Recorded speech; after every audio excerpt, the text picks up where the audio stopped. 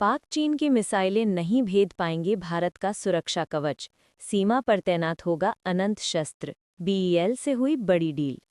भारतीय सेना ने स्वदेशी रूप से विकसित अनंत शस्त्र मिसाइल प्रणाली की खरीद के लिए बीईएल को टेंडर जारी किया है। लगभग 30,000 करोड़ रुपए की लागत वाले इस प्रोजेक्ट का उद्देश्य पाकिस्तान और चीन से लगी सीमाओं पर वायु रक्षा क्षमताओं को मजबूत करना है। ये मोबाइल सिस्टम चलते फिरते लक्ष्यों की खोज, ट्रैकिंग और उन पर हमला कर सकता है। भारत इलेक्ट्रॉनिक्स लिमिटेड को जारी किया tender. Quick reaction surface to air missile के नाम से जाना जाता था सिस्टम।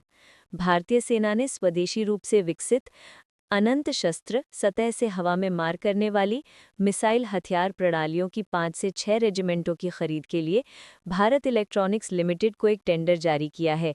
इस सिस्टम को पहले quick reaction surface to air missile के नाम से जाना जाता था और डीआरडीओ ने इसे विकसित किया है। इस प्रोजेक्ट की अनुमानित लागत लगभग 30,000 करोड़ रुपए है और इसका उद्देश्य पाकिस्तान और चीन से लगी सीमाओं पर वायु रक्षा क्षमताओं को मजबूत करना है। ऑपरेशन सिंदूर में एएडी ने निभाई महत्वपूर्ण भूमिका। ऑपरेशन सिंदूर के दौरान पाकिस्तानी ड्रोन हमलों का मुकाबला करने में सेना की वायु रक्षा यानी कि एएडी ने महत्वपूर्ण भूमिका निभाई थी। वर्तमान में एएडी हवाई खतरों का मुकाबला करने के लिए भारतीय वायुसेना के साथ समन्वय में एमआरएसएएम और आकाश जैसी प्रणालियां संचालित करती है। क्या है अनंत शस्त्र की खासियत?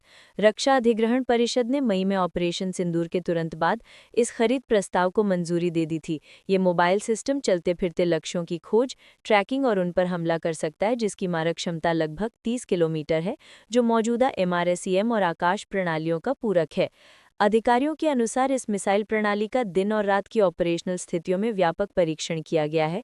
पाकिस्तान के साथ 4 दिनों तक चले संघर्ष के दौरान, जिसमें चीनी उपकरणों का इस्तेमाल किया गया था, सेना की वायु रक्षा इकाइयों ने आकाश और एमआरएसएएम के साथ-साथ L-70 और जू भटिया 23 तोपों पर भरोसा किया, जबकि भारतीय वायुसेना ने स्पाइडर और S-400 प्रणालियों का इस्तेमाल किया। आर्मी कर रही ये तैयारी। आर्मी एयर डिफेंस पाकिस्तान की ओर से इस्तेमाल किए जाने वाले तुर्की और चीनी ड्रोनों का मुकाबला करने के लिए नए राडार, बहुत कम दूरी की मिसाइल प्रणालियां, जैमर और लेज़र आधारित प्रणालियां भी शामिल करने की प्रक्रिया में है। सेना प्रमुख जनरल उपेंद्र द्विवेदी स्वदेशीकरण पर जोर दे रहे हैं, जिसमें जोरावर लाइट टैंक और अतिरिक्त स्वदेशी वायु रक्षा प्लेटफॉर्म जैसी आगामी प्रणालियां शामिल हैं।